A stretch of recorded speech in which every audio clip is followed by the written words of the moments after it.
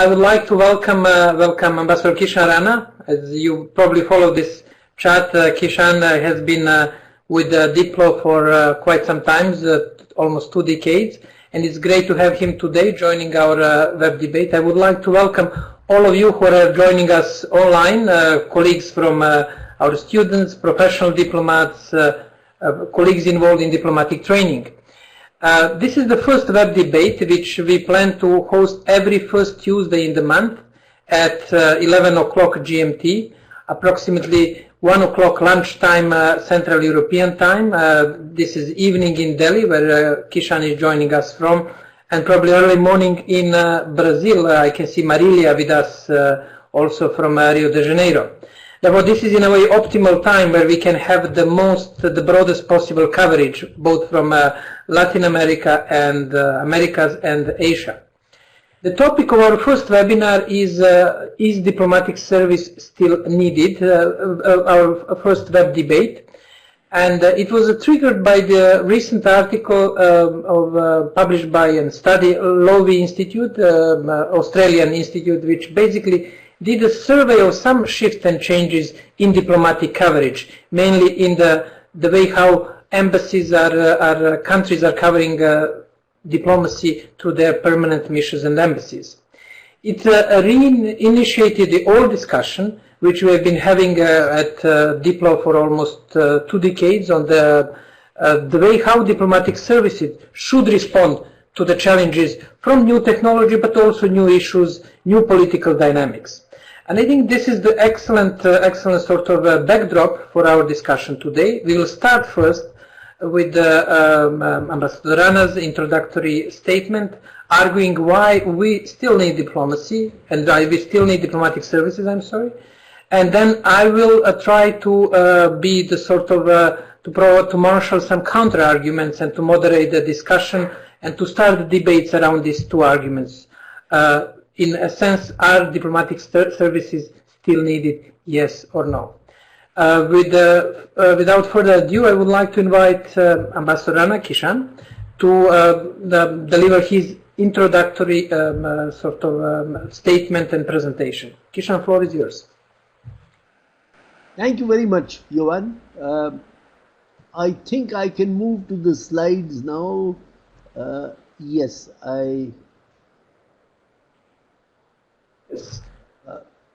let me see. Yeah, it's now fine. Yes. Let me move to my very first slide, and I've tried to sketch here the main work that diplomatic services do. It's pretty obvious. There is no rocket science involved in this. They staff foreign ministries and embassies. Somebody has to do the work. You may remember that a few countries, like the Dutch, for example, had for a while 2 separate services. They had one group of people who only served in embassies abroad, and they had another group of people who only served in foreign ministries. But the overwhelming practice has been for the same set of people to work in foreign ministries, work in embassies abroad, and work in consulates. Some small countries depute staff from the general civil service to work in the foreign ministry. But in practice, they tend to become more or less specialized in working in the foreign ministry, and they don't really go back and forth, although that may happen sometimes. I want to move to the next slide. Yes. So, the second question I tried to raise was, is diplomacy a profession? We know that to become a lawyer, one has to pass not only the examination to study law, but also a bar examination or a bar test, which varies from country to country, but is indispensable for anybody who has completed his legal education, he or she. But even after a legal education, that person has to sit for a bar exam. Diplomacy, unfortunately, has no test like that. So while we would like to believe that it is a profession, with its own skill sets, with its own techniques, with its own practices. This is not recognized as such through any form of an imprimatur that anybody might give.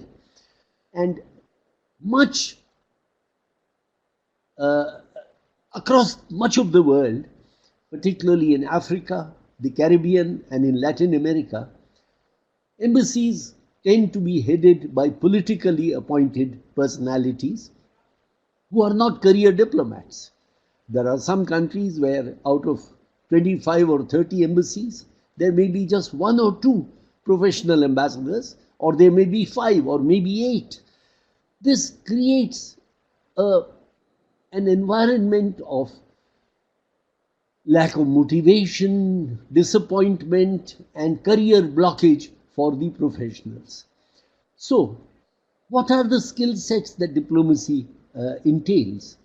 I would submit it entails skills of negotiation, intercultural management, dealing with people across all the different groups, state actors and non-state actors, and the latter have become enormously important today, that a diplomat has to work with.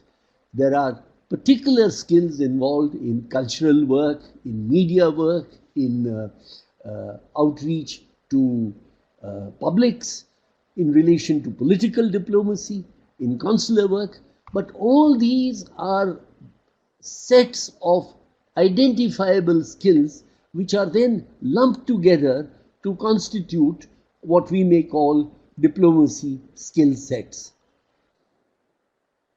I go to the next slide. Can I? Yes. So, the related question that arises then is the professional diplomat a generalist or an expert?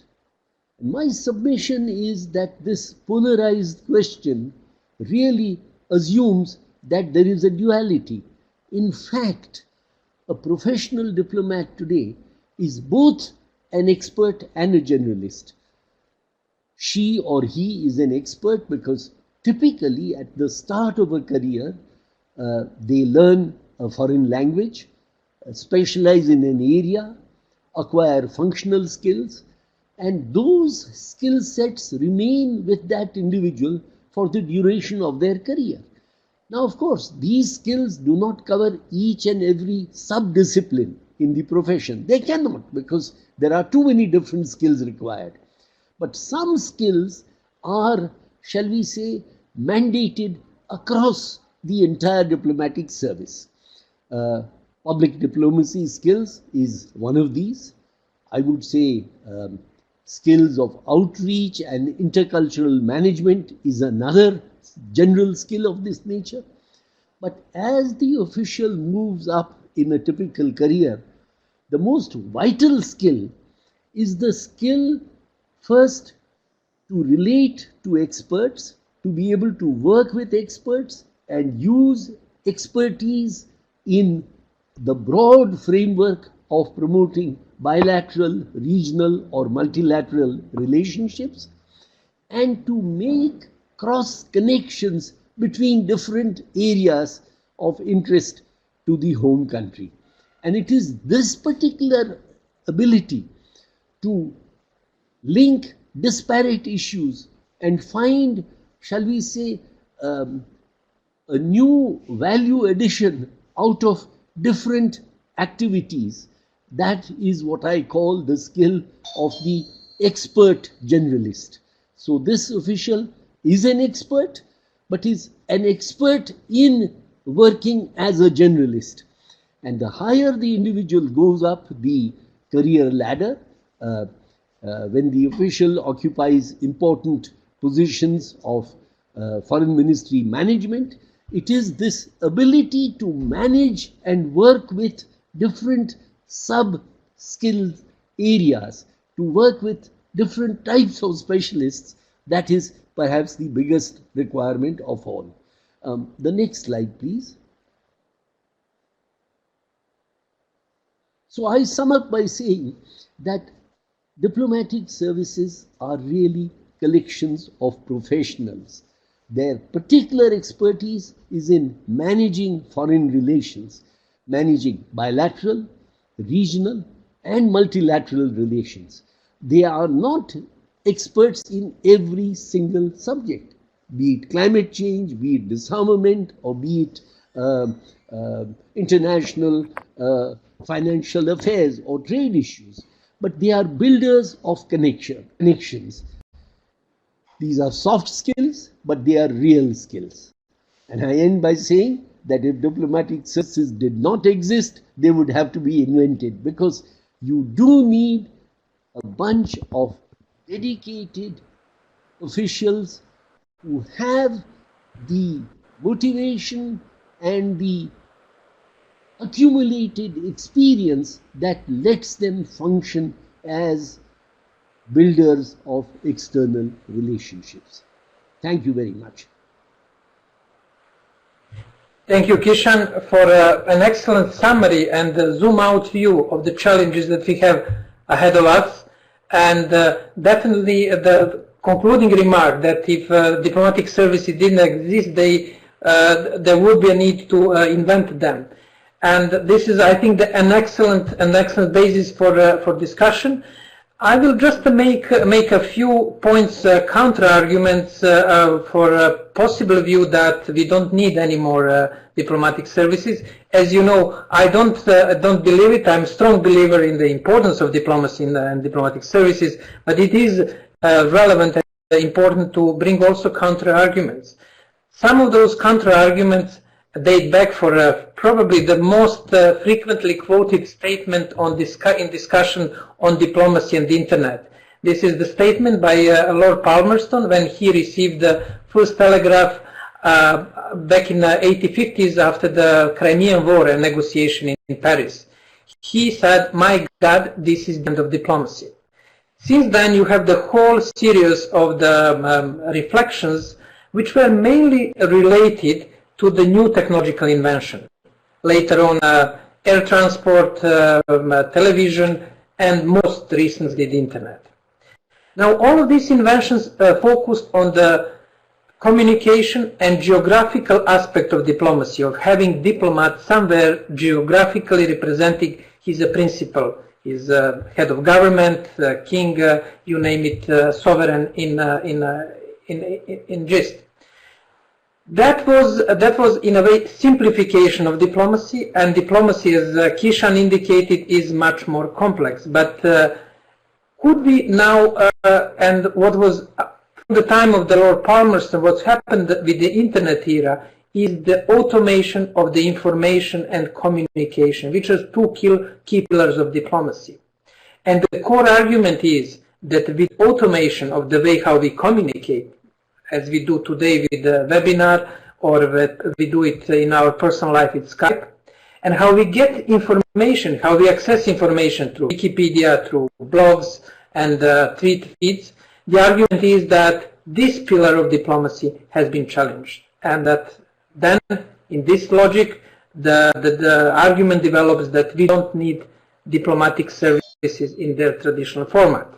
This is the main counter argument that we have been hearing, based on that idea that from territoriality, which was the main concern of Palmerston, to information and communication nowadays. And this is true that information and communication has developed very fast in the digital era, and we have some profound changes. And one of the important aspects is that while we are asking such dramatic questions, is the diplomatic service needed, we can come to the really good insights in the elements how the potential evolution and reform of diplomatic services can happen. With this sort of hint about the counter-arguments for the main presentation, which was so eloquently done by Kishan, I would like to invite you to comment. We'll have two types of comments. We'll have voice comments, and I will also summarize text comments. I guess that Arvin has enabled the microphone, and our first comment will come from Stefano Baldi, Head of Diplomatic Training of Italian Diplomatic Service. And after the first sort of cycle of the comments, we'll invite Kishan to provide his reflections. Stefano, please go ahead. Yes, I hope you can hear me. Can you hear me? Yes, perfectly. Is it working? Very good. Yes. Okay. Well, I will try to do the best use of my time like Kishan did. Thank you very much, Kishan. It was very clear, very to the point. I must say I agree with 99.9% of what you have said. And of course, I can only underline how important it is for diplomacy to be still there. But, let me say but, since this is a discussion, let me add something for the discussion. It doesn't mean that I really agree with what I'm saying, but certainly there are some points.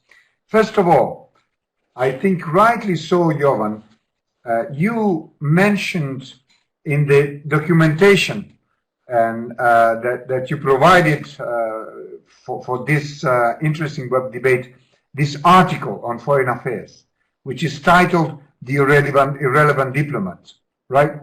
Okay, I think, and this is a good point, it raised a lot of issues. The point is that if you read the article, at least my way of reading the article, you understand that the title has nothing to do with the contents. So again, even for some reasons, you know, it's very sexy to say something which draw the attention. But then, if you have to substantiate it, to have to put contents to it, then you end up practically saying diplomacy is changing, which I think it's where we all agree. Okay? So even for this important article, you see that there is a kind of contradiction. So there are very poor elements to prove that a diplomat is irrelevant. This is my first point I want to make. The second point I want to make is, are we discussing, and this came out, if I can do some publicity, when I prepared my TEDx, which is more or less on this issue, and that people can see it is in Italian but with English undertitles, where I wanted to prove why diplomats will never disappear, and I also used the Lord Palmerston, of course, quotation, and many others which are against that. But the point is, are we talking about disappearance, or anyway irrelevance of diplomats, or irrelevance / disappearance of diplomacy? Then we can say, when we talk about diplomacy, is it the same thing of talking about diplomats? So this is a very relevant point. In my case, the answer is always yes. We are always relevant, either if you talk about diplomacy and if you talk about diplomats. But sometimes the point, or the discussion, or the criticism is about the profession, as Kishan rightly mentioned. So there is something where the question is, do we really need professional diplomats to perform diplomacy? This is a major point. Of course, I can only say yes, because I completely agree with Kishan. It's very dangerous, even though if you have some cases where you have wonderful, great diplomats who are not professional diplomats, who've done, you know, very good things in diplomacy. But this is the other point. I'm talking too much. I will stop here. I didn't give any answer, but certainly I wanted to draw this on the floor, and I'm ready to come back on this. But I want to leave also space to the others. Thank you. Thank you, Stefano, for this 0.01 comment, which was as always very substantive, and you brought important aspect of diplomacy versus diplomats. And I don't think that anyone can argue that we don't need diplomacy anymore. On the contrary, we need diplomacy more than ever.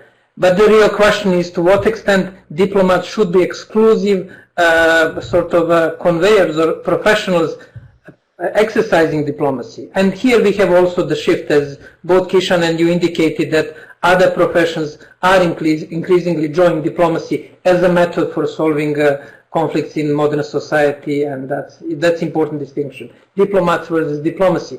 We have here the comment from Mr. Yogendra Kumar. Could you just introduce yourself and go ahead with short comment? It's important that we keep the short comments to the point in order to have dynamic discussion and to utilize this time in the most effective way. And then we have a few textual comments. Mr. Kumar, please go ahead.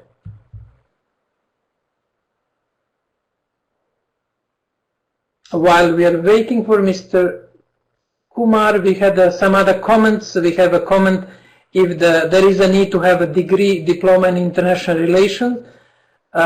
It seems that it is not a requirement worldwide, and that was there his Liz indicated. I can elaborate a little. Several countries attach considerable importance to academic qualification at the expense of skills. Oh, that I can see what was your point, Liz. You were referring to the interplay between skills and knowledge, academic knowledge, which is important aspect, probably key issue for our next webinar, which we'll host next month, discussing that interplay, if we can learn diplomacy from books. Okay. While we are waiting for Mr. Kumar,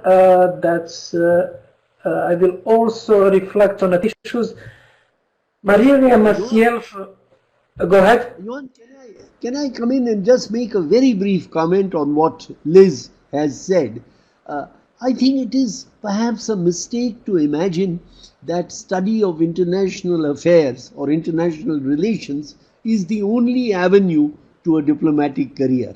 In fact, we need as much people who have studied economics or law or social affairs, political science, or indeed the sciences. I think the profession is wide enough and offers enough potential to people with diverse academic knowledge. Thank you.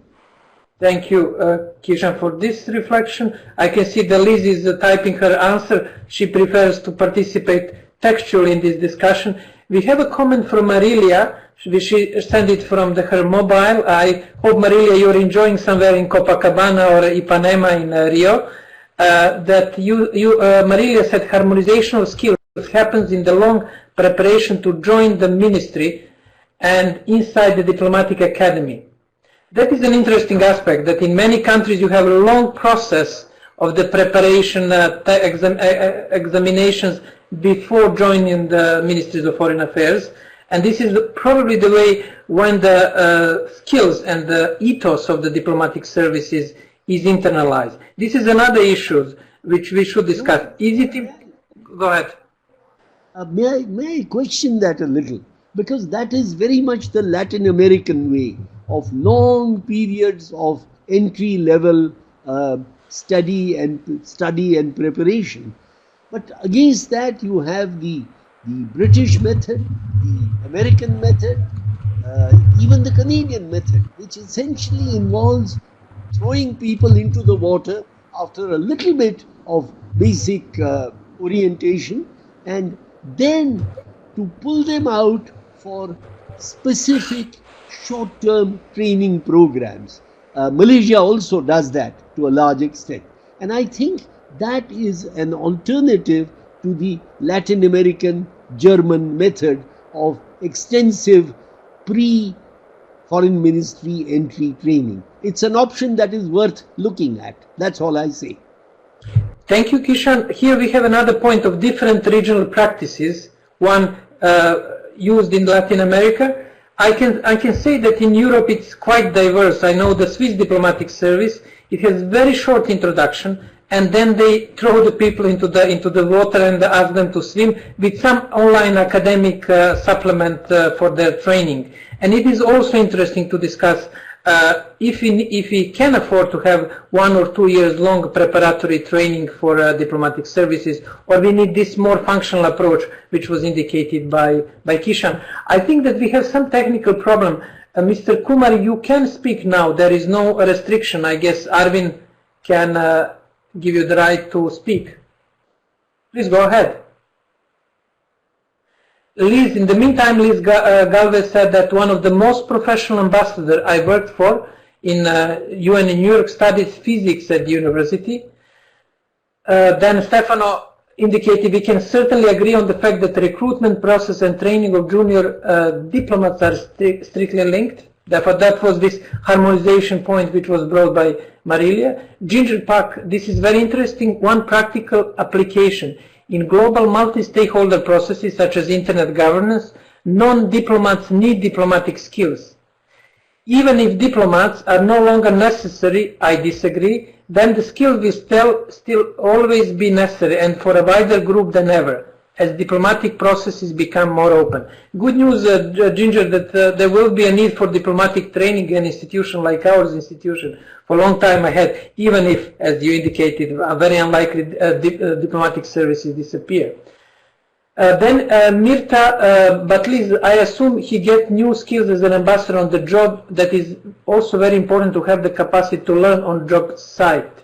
Yes, that's probably the way how this ambassador, he started with the degree in physics, but later on through the ranks he probably developed and internalized the traditional diplomatic skills. Seems that Mr. Kumar cannot join us. Mr. Kumar, please let us know. No. Okay.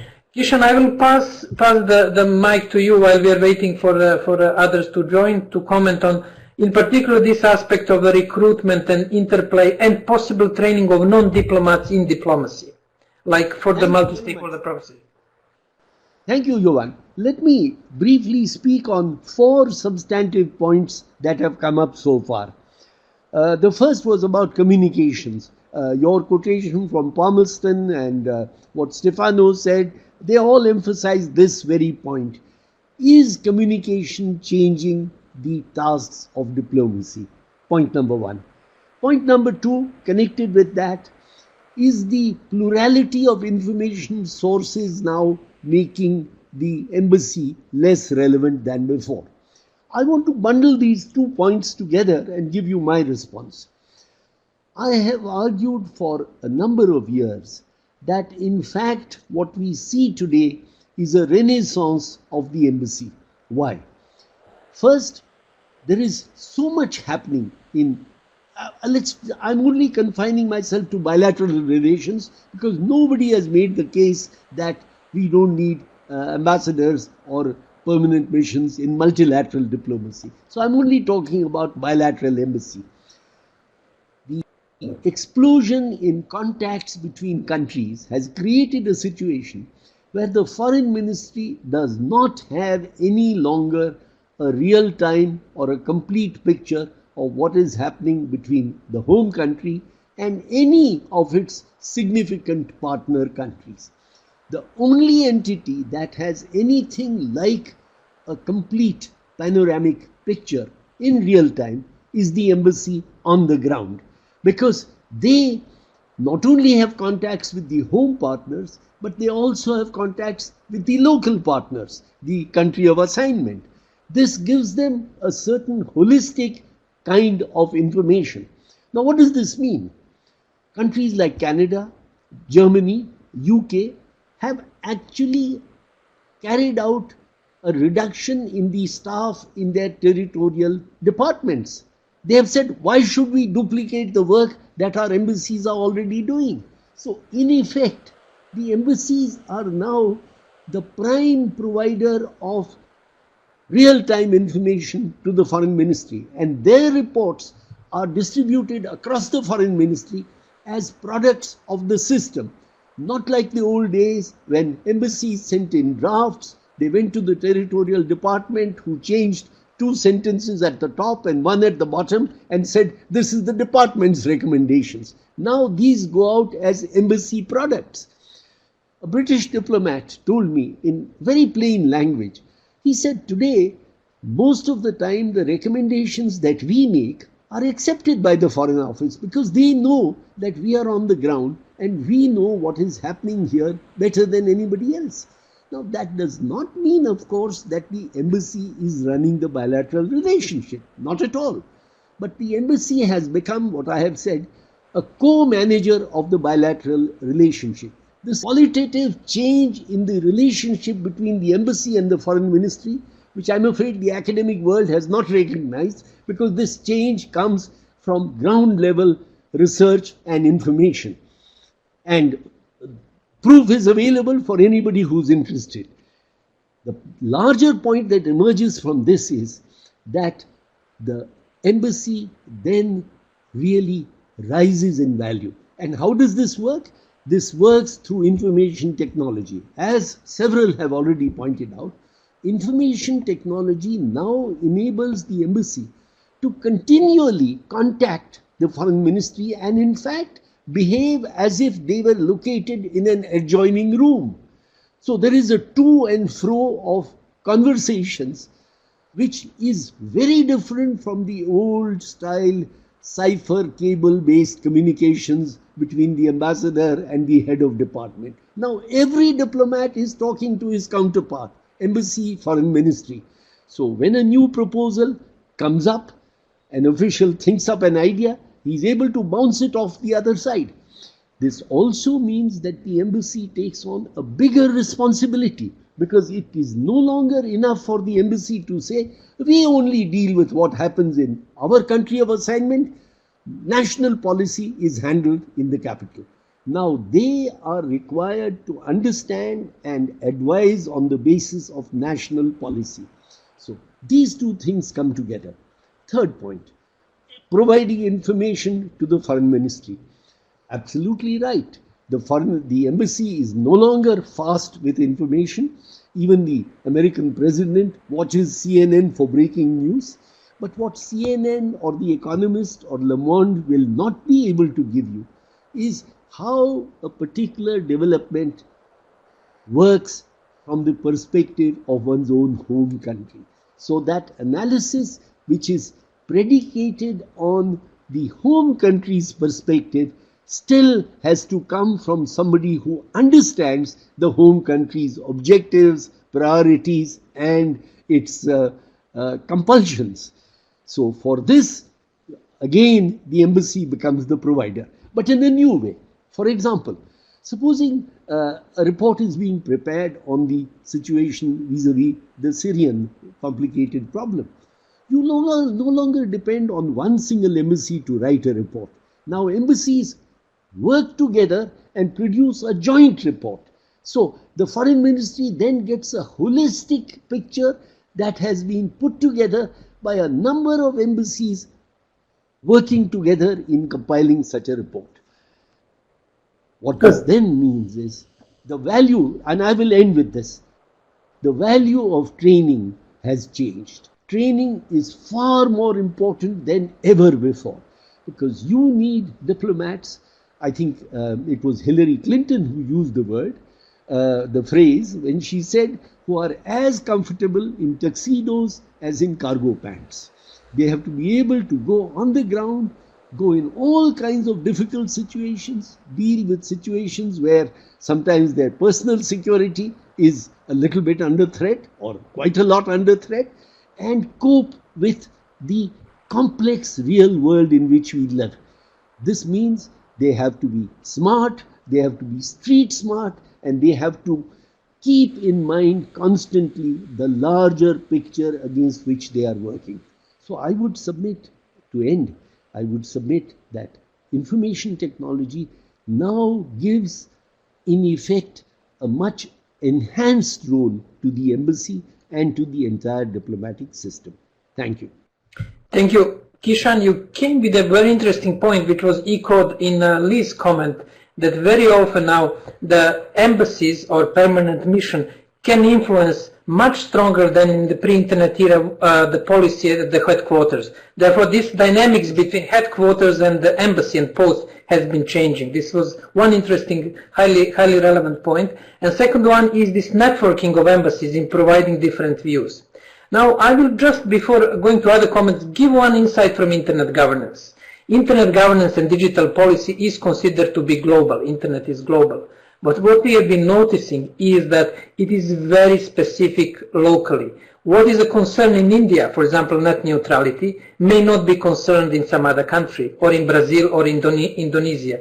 We are running these monthly webinars on internet governance, and it is amazing to see how the same policy issues are seen differently through the lenses, national lenses, because politics is ultimately local and national, and the issues are global. Therefore, this is extremely interesting and relevant point, and the reason why we need embassies, because they can pick up these vibes, local vibes in the capitals where they are posted. In the online chat discussion, we had a very interesting discussion. Jana Georginska indicated that skills are crucial not only for junior but also for senior diplomats. That was endorsed by Stefano, who indicated that it is his experience. This is also my experience here by interacting with diplomats in Geneva, that there is a need for continuous training, especially for adjustment of senior diplomats to the new developments. Then we had a discussion on between Liz and Ginger on this diplomats who have a background in different fields, like degree in physics, former head of Liz in New York, but also what Ginger brought, the diplomats, experts in climate change, in internet governance, that need diplomatic training, and this is also an interesting interplay.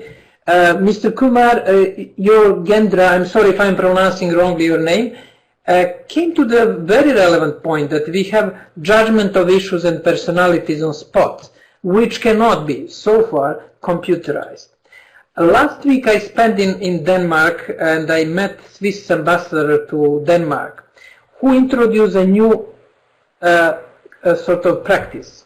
You know, Danish people, they like bikes, therefore he went to present his credential on bike, not by his car. He went to the Danish Queen, where he presented his credentials. He has also a practice of having once a month a chat with the Swiss ambassador in cafe in Copenhagen, where he comes with his bike and have a chat with the local people about Switzerland. Obviously, Switzerland and Denmark do not have that many sort of tensions or conflicts, and then it's relatively, in traditional diplomacy, it's a relatively smooth diplomatic post. But he introduced these new features of public diplomacy, which are essentially related to adjusting to the local circumstances and to talk directly to the public in this country. In this case, have it's called pop-up diplomacy. Have a coffee with ambassador. Then we have an interesting comment, and this comment relates to Mr. Kumar's comments of judgment and direct indication. Marilia came with an interesting comment that Latin American and Brazilian diplomatic services are almost like a military organization. They invest heavily into professional ethos. Hierarchy is dominant in the way how it operates, and it's an interesting reflection and probably question. Is this a field where diplomacy and diplomatic services have to adjust? Can they sustain their efforts as a strict hierarchy, or should they be more, let's say, like network organizations, which is supported by Kishan's arguments about embassies preparing jointly their reports? Therefore, we have some discussion about hierarchy versus network organization in diplomatic services. I'm going then through the other comments. Mr. Kumar, academicians help in taking a longer term view and often see patterns which a diplomat dealing with day-to-day preoccupation can and does miss out. Extremely valid point. We need to step back, and it is very difficult in this era and the age where everything is with a deadline for yesterday, and diplomatic services are overstretched. I'm seeing it in Geneva. I'm seeing it from our discussions with the different diplomatic services. How to make this broader reflection? Could have Europe, for example, predicted the migration crisis? What about terrorist crisis? What about financial crisis? To what extent we can predict the future, and to what extent we can prepare with to deal with the future? Then go ahead, Kishan. Yes, I just wanted to make a couple of quick comments on what you have mentioned and what I have been reading from the written comments. My colleague, Ambassador Yogendra Kumar, is entirely right that academics, think tanks, research institutes take a long view, and we must bring them in to the process. But that's the whole point, that there is in fact today what some academics have called a national diplomatic system. It's not confined to the foreign ministry or even the other ministries of the government. There are in fact a number of stakeholders, actors, call them what you will, who are contributors to a country's foreign policy and the way the foreign policy is executed. Today's foreign ministry needs to converse with these actors, have a regular mechanism for contact and communication with these actors, and sadly, in many countries, this does not happen. But it does happen in a number of other places. For example, UK and France have public diplomacy boards where a range of non-state actors or quasi-state actors like the British Council or like the Alliance Française, publicly funded but autonomous, who come in and who advise from their perspective on how the country should reach out and deal with the rest of the world. For example, the universities, the academic institutions have a major role as connectors and as long-term builders in relations. If a foreign ministry is not in dialogue with its own academic institutions, then we have a situation a little bit like what happens in India, which is the vital question of increasing the inflow of foreign students in the country is nobody's responsibility. The Ministry of Education, we call it the Ministry of Human Resource Development, they are overwhelmed with major national tasks in education. They hardly lift their heads to look at the issue of foreign students. But somebody should worry about this. Let me then go on to the point that was made about hierarchies made by our Brazilian colleague. Yes, I am very much aware that the Brazilian system is a very, what should I say, a very orthodox system, if I can call it that, with strong hierarchies. But I learned from some Danish contacts a few years back that Denmark uses a delightful method.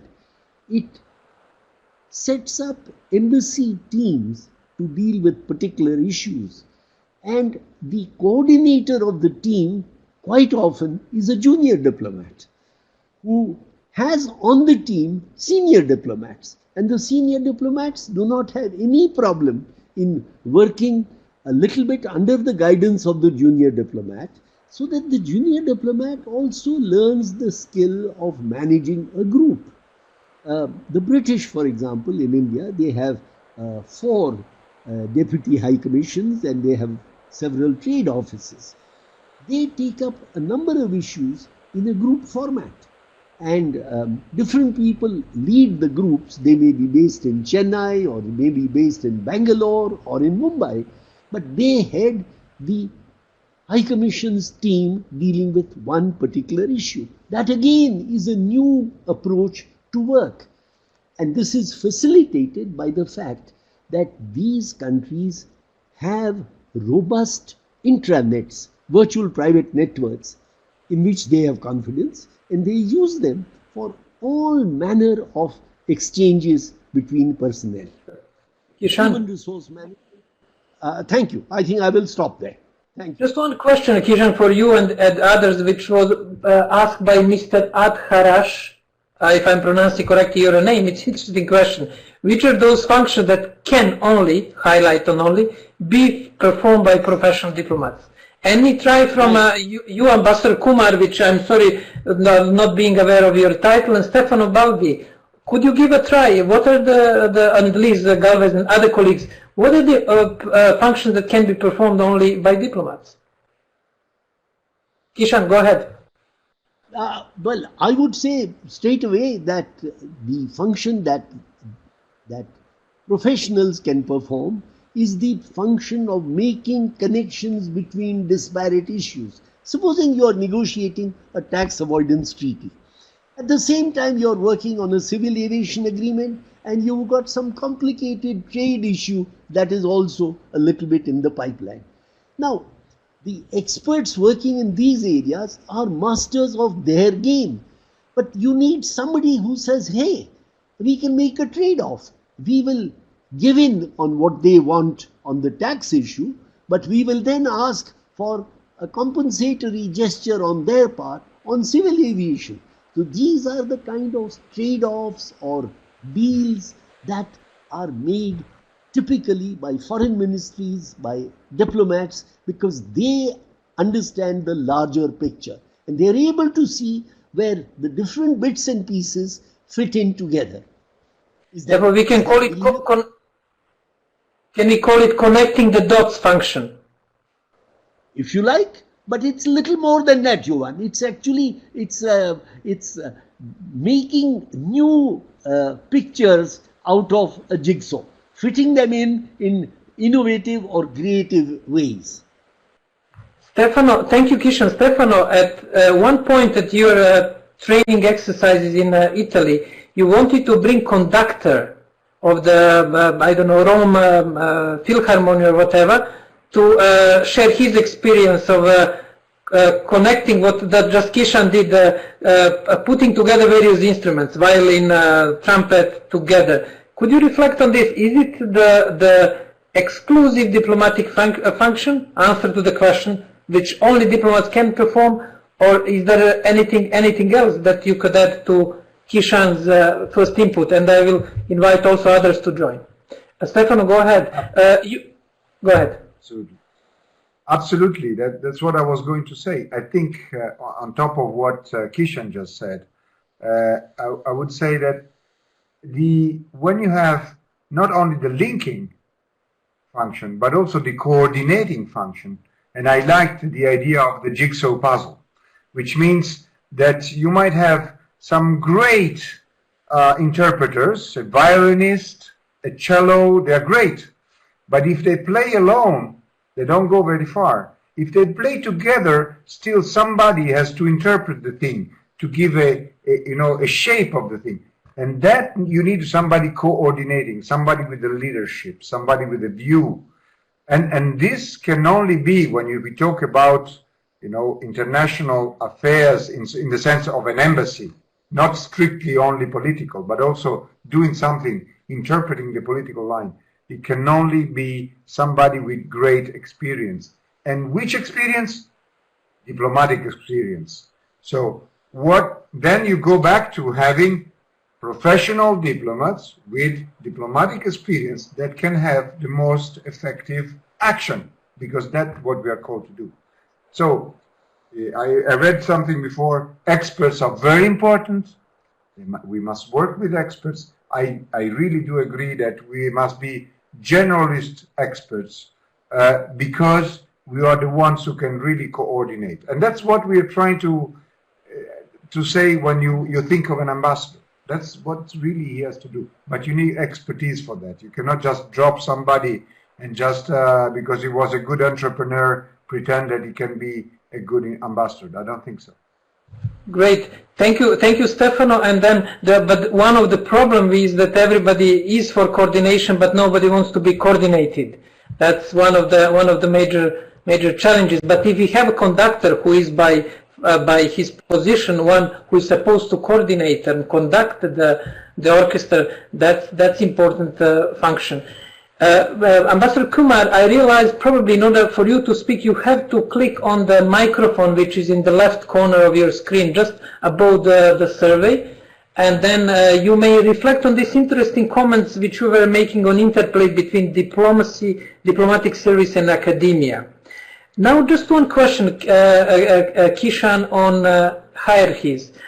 I know that you wrote something and you brought it to my attention, an interesting example from Indian diplomatic services, where junior diplomats created their mailing list and in a way challenged the hierarchy by creating simple mailing list on Google or Yahoo or whatever it is. The one was closed, but then second was open. And it was an interesting attempt by young people to say, yes, okay, we understand hierarchy, but things are changing, and we need some other ways to communicate. Now, what I'm from outside is that Indian diplomatic service is really moving fast on public diplomacy. It is much more agile than, let's say, 5 years ago. Has this mailing list created a sort of impetus for change? It has, Jovan. It serves multiple functions. It started off as a small group, and it is still the originators, the original founders, who are the moderators of the group. Would you believe it has a membership now of over 800 diplomats, about half of whom are retired colleagues like me who have ended their career in the service, and 350, 400 are young, middle level and senior diplomats. Now, like with any group, it has its functioning. Can always people feel it can work better, we can do more, but in fact it plays a very vital role as a safety valve on ideas. It throws up new issues. It enables young colleagues to listen in to conversations that they could never have listened into without that method. Kishan, they in a way challenge hierarchy. They in a way decided to, in the smart way, in smooth way, to challenge the hierarchy. They did, because you're right. I mean, you remember very well that story. When they were first they first came together. There was, the, shall we say, the effervescence of youth and lack of experience. People went into subjects which ought not have really to have been raised in a group like that. So they were asked to close down, and they closed down. But they created another group because they said nobody asked us not to create another group. And they understood, they had learned their lesson, and now they keep a tight watch on what goes out. And in many cases, if a post that I may write is offensive to somebody or attacks an individual, they will very politely return it to the originator and say, sir, would you like to rethink that comment, and please accept our suggestion that it is best not to put this on the group, put it out to the group. So they do it in a smart way. But let me end with one brief comment that responds to your wider question. India has carried out some smart moves in public diplomacy. We are still in a situation where we have no official permission for people to tweet or to write blogs. But there is no official refusal either. So the result is many ambassadors and young diplomats tweet, they have their own blogs, and the system cheerfully turns a Nelsonian eye to this, because they see that for the very great part, people are responsible and they act in a manner which is commensurate with their appointments. I like very much the British method of presumed competence. This is an official doctrine of the British Foreign Office, that they assume that everybody who's a member of their diplomatic service has the competence to manage a blog or to write tweets which are of a responsible kind. Very occasionally mistakes are made, they rectify them.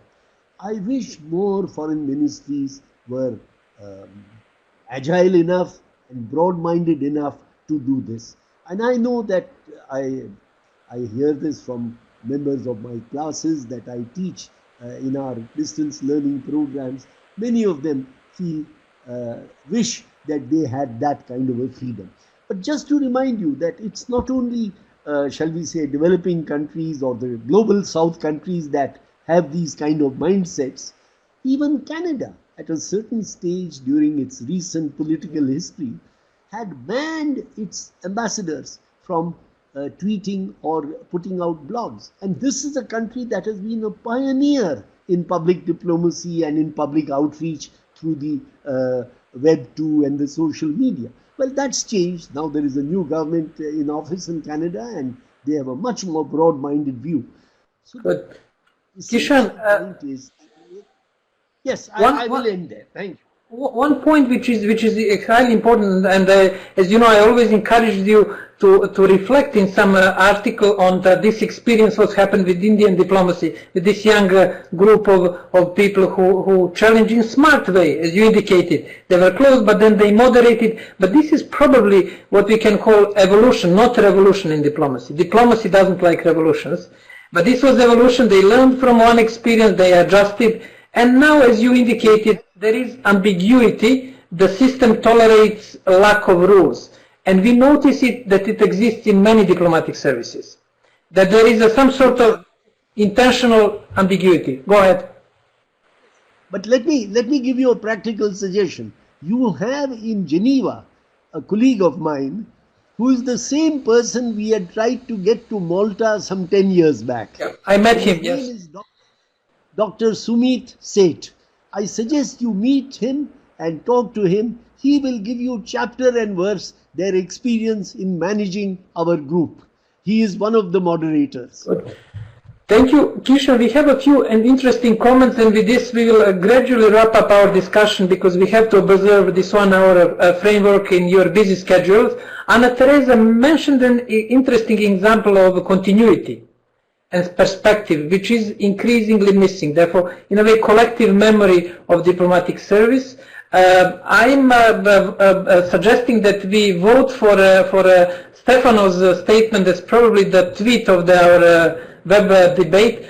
Orchestra conductors know quite a lot about the different instruments of orchestra, but they are not virtuos of every instrument. This is probably one of suggestion and advice, good advice for diplomats to become conductor of the foreign policy activities of their respective countries. We had from Anda indication about emotional intelligence, importance of, I guess, empathy and emotional intelligence in general. In a sum up of this interesting discussion, I would like to highlight a few points. First, we addressed the issue. As Stefano indicated, the title of that article was a misnomer. The article in itself provided more reasons for reform of diplomacy, not for disappearance of diplomacy. Good news is that both diplomats and diplomatic services have a good future. Diplomacy, in my view, has a really great, prosperous future because we will need more compromise and more negotiations in order to manage increasingly interdependent world. We are going to make a summary of discussion because there are a few extremely important questions that were raised. We tried to touch them, but we couldn't discuss them in detail. You will receive summary from this discussion, and we'll try to continue debate online and prepare for the next webinar, which will try to answer the question if diplomacy can be learned from the book. Stefano Baldi will be one of the presenters arguing that, I guess, Stefano, it cannot be learned from the books. And we will establish this practice to have every first Tuesday in the month discussion on the pressing issues related to diplomacy as a profession. And this is the first webinar, and I would like to thank you and to congratulate to participate in this, who knows, maybe historical webinar, and in particular to thank Kishan for, as always, excellent survey of the issues and this lovely interplay between broader picture and specific issues and examples. Thank you, Kishan, and with this I would like to close the webinar. Thank you very much, Jovan.